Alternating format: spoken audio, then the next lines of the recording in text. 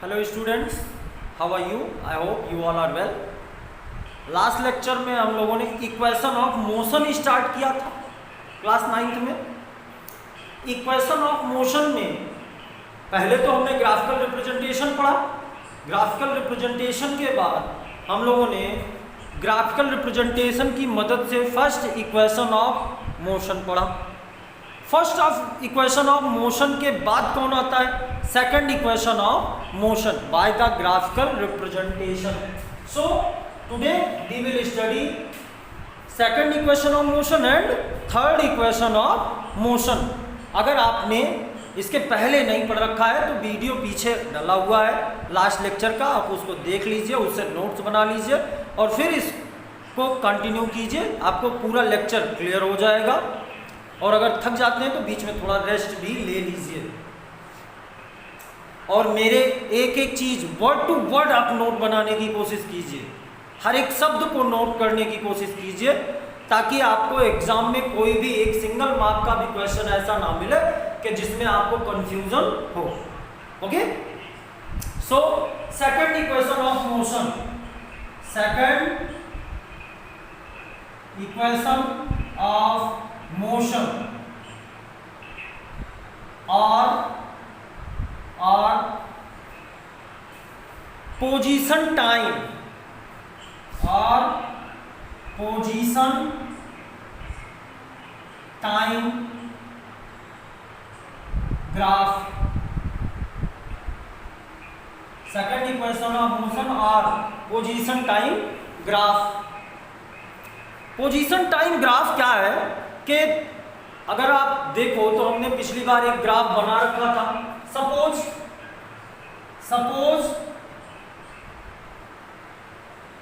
Suppose any object is moving with initial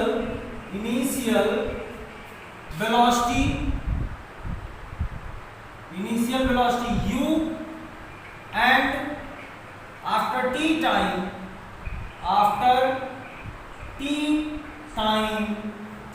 the final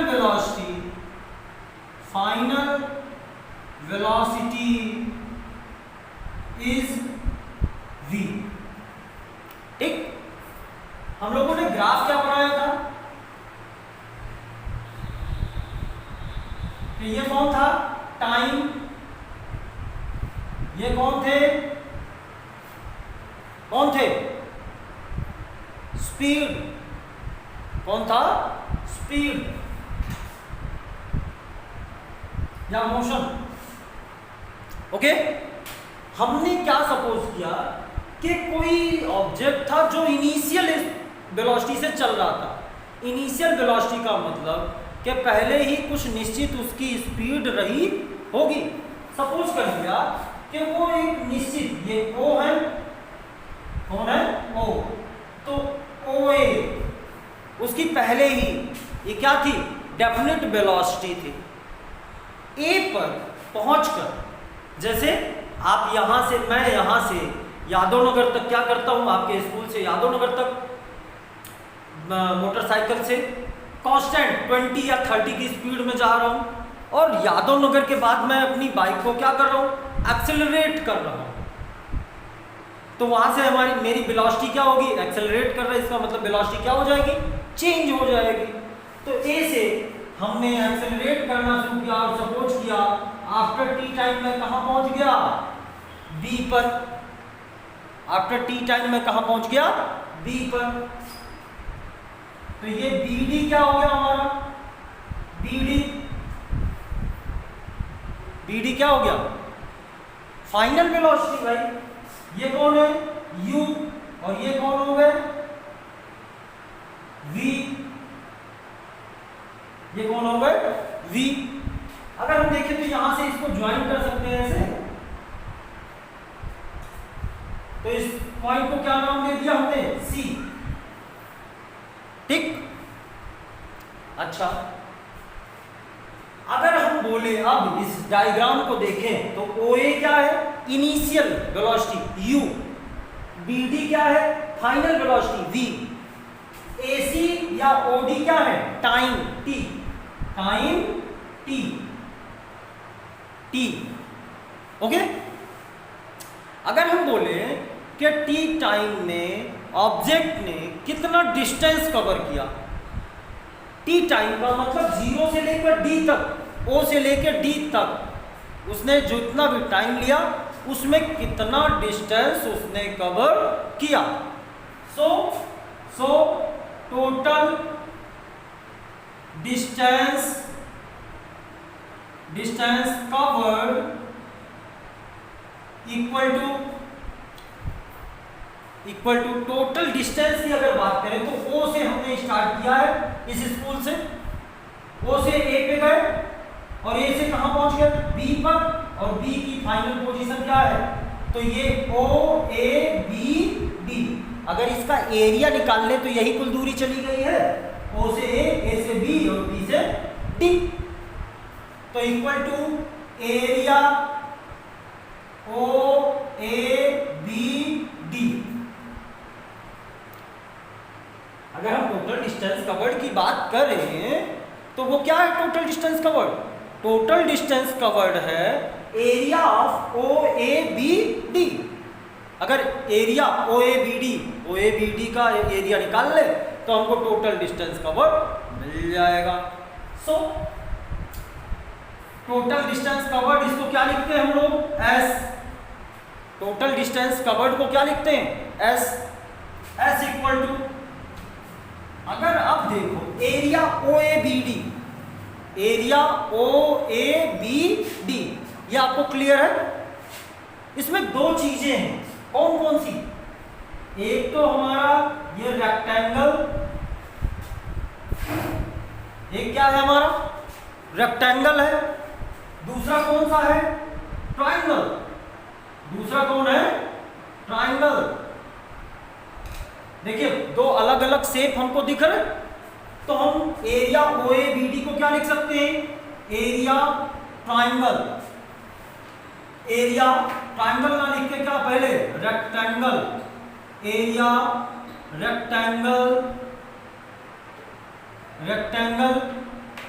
rectangle कौन है इसमें, OACD, यही तो चार है, चार पॉइंट्स रेक्टेंगल के, तो ये हो गया OACD प्लस दूसरा कौन है, ट्रायंगल। ट्रायंगल कौन सा, एरिया ट्रायंगल, ट्रायंगल कौन सा, ABC,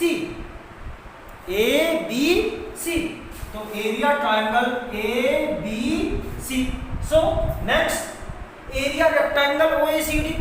रेक्टेंगल का एरिया कैसे निकालते हैं हम लोग, लेंथ इनटू ब्रेड्थ, यही तो होता फॉर्मूला, पहले ही पढ़ रखा होगा यार। So area rectangle OACD, length into breadth, length कितनी है OD, ब्रेड्थ कितनी है OA, ब्रेड्थ कितनी दी गई है OA, और लेंथ कितनी दी गई है OD, तो ये हो गया OA into OD plus area triangle ABC triangle का एरिया।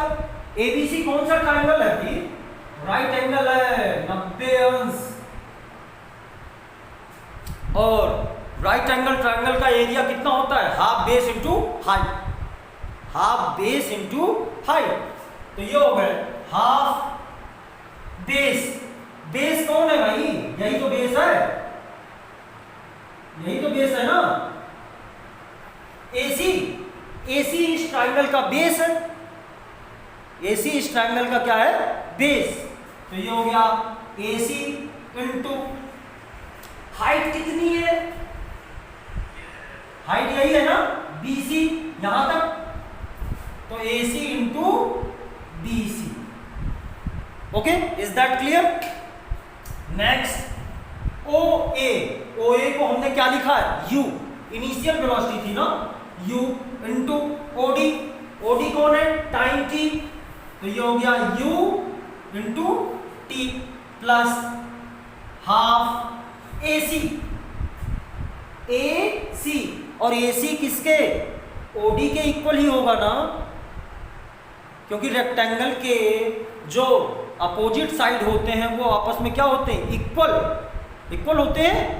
सो ए सी की जगह क्या लिख सकते हैं हम लोग, ओडी।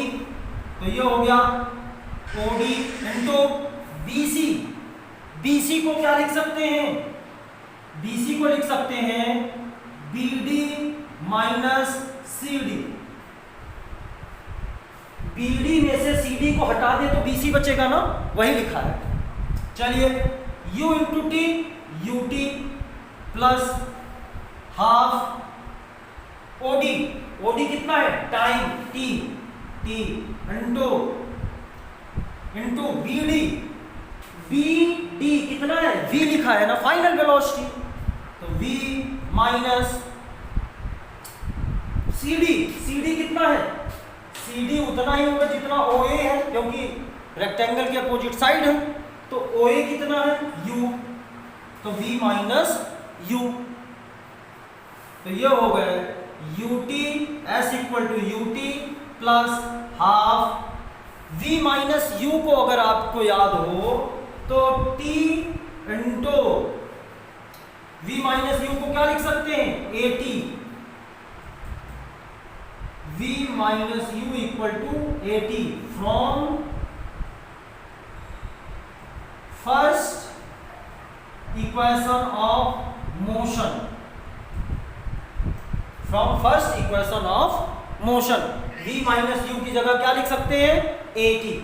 तो ये हो गया s equal to U T plus half A T square, that is your second equation of motion, that is your second equation of motion.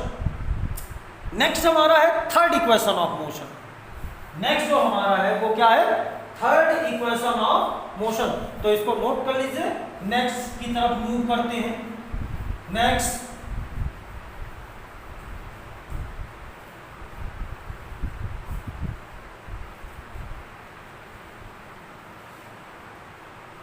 जो है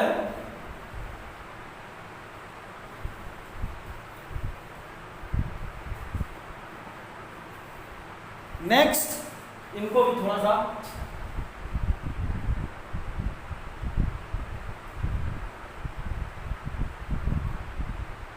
डायग्राम आप लोग दूसरा बना लीजिएगा भाई, नहीं तो मेरी तरह आप लोग भी कंजूसी करने लगो। कंजूसी मत कीजिएगा।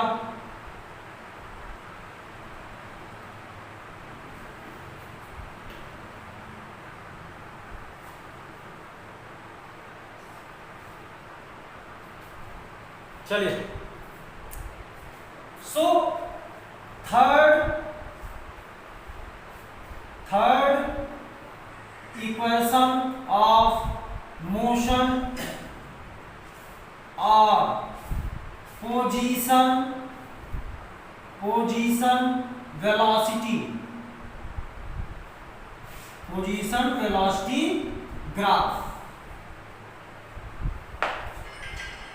Okay, third equation of motion है हमारा, वो किस ग्राफ पे बनता है, पोजीशन और वेलोसिटी, पोजीशन एंड वेलोसिटी। तो पोजीशन एंड वेलोसिटी ये थर्ड इक्वेशन पढ़ते हैं हम लोग।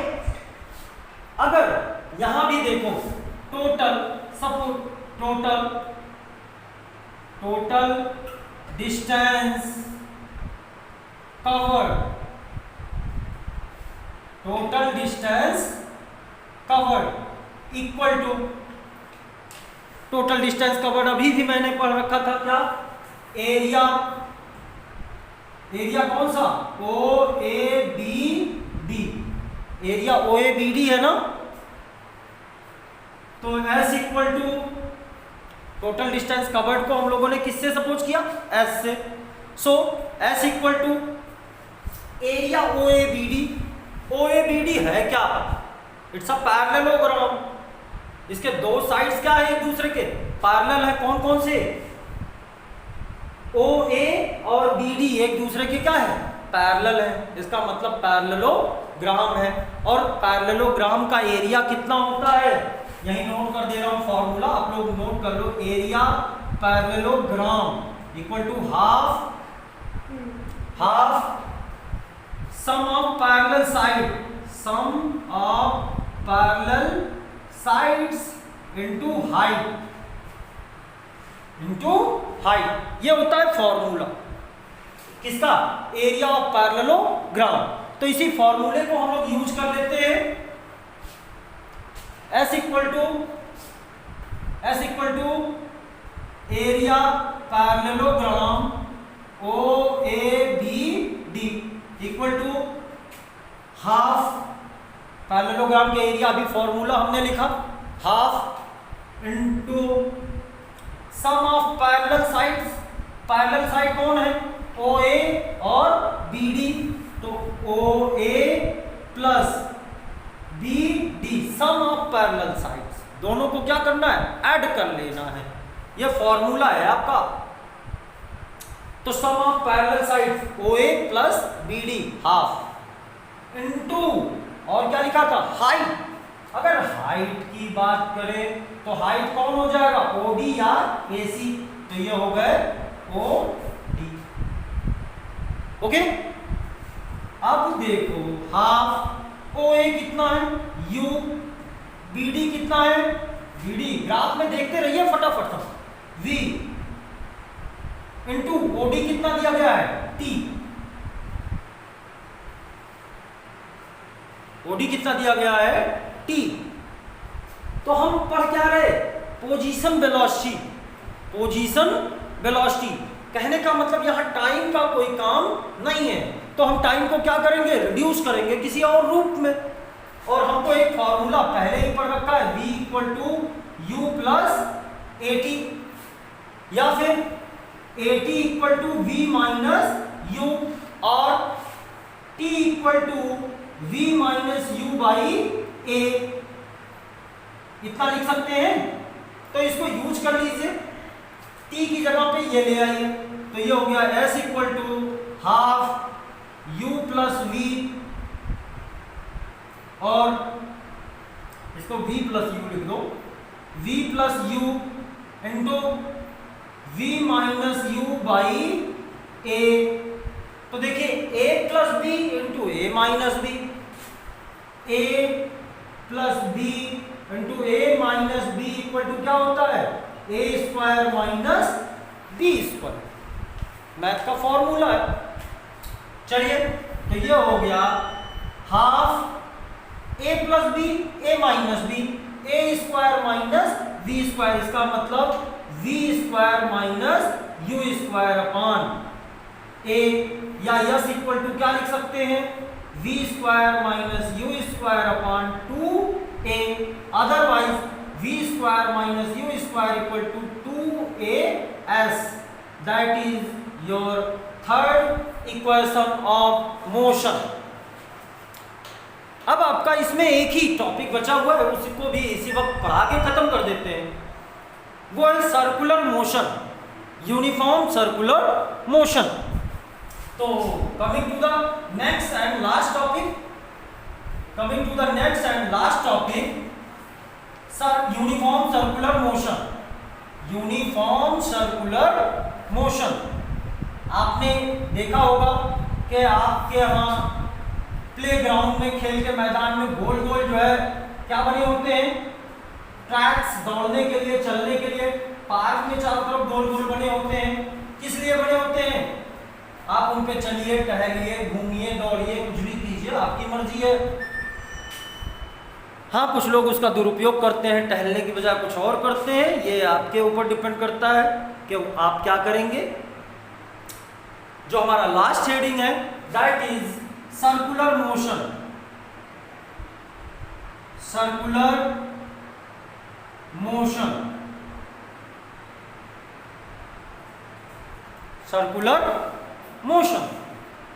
आप एक चीज बताइए कि मोशन हमारा कब अफेक्ट होता है, या एक्सेलरेशन कब हमारा चेंज होता है। एक्सेलरेशन की अगर बात करें,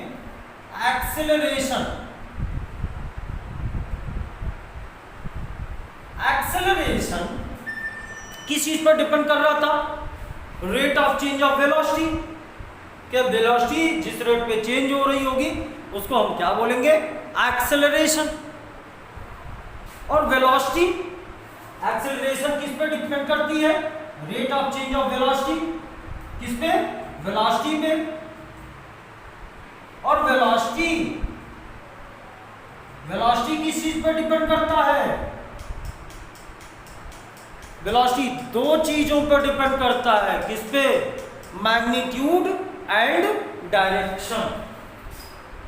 मैग्नीट्यूड एंड डायरेक्शन। कहने का मतलब है कि वेलोसिटी कब चेंज होगी? जब हम मैग्नीट्यूड चेंज कर दें। या फिर वेलोसिटी कब चेंज होगी? जब हम डायरेक्शन चेंज कर दें। कहने का मतलब है कि अगर डायरेक्शन या एम्पलीट्यूड, डायरेक्शन या मैग्नीट्यूड दोनों में से कोई भी चीज चेंज करेंगे तो हमारा क्या होगा? वेलोसिटी चेंज होगी। और अगर वेलोसिटी चेंज होगी इसका मतलब कौन? एक्सेलरेशन चेंज होगा। क्योंकि rate of change of velocity ही क्या कहलाती है?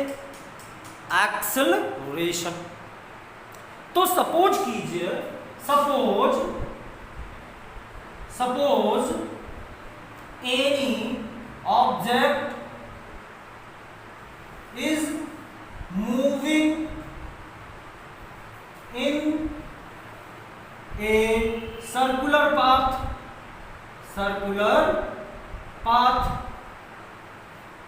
कोई ऑब्जेक्ट है जो सर्कुलर पाथ पे क्या कर रहा है? चेंज कर रहा है, क्या चल रहा है, सॉरी चेंज नहीं कर रहा है, चल रहा है, वॉक कर रहा है, ट्रैवल कर रहा है, रिवॉल्व कर रहा है, कुछ भी कर रहा है। तो वहां पे क्या चेंज होगा? जब हम सर्कल पे चलते हैं तो सर्कल के हर एक पॉइंट पे डायरेक्शन क्या होती है? चेंज होती है। सर्कल के हर एक पॉइंट पे डायरेक्शन क्या होती है? चेंज होती है। और अगर डायरेक्शन चेंज होता है इसका मतलब कौन चेंज होता है? वेलोसिटी। अरे भाई जैसे सपोज करो ये कोई रेक्टेंगल है, ठीक, ये कोई रेक्टेंगल है।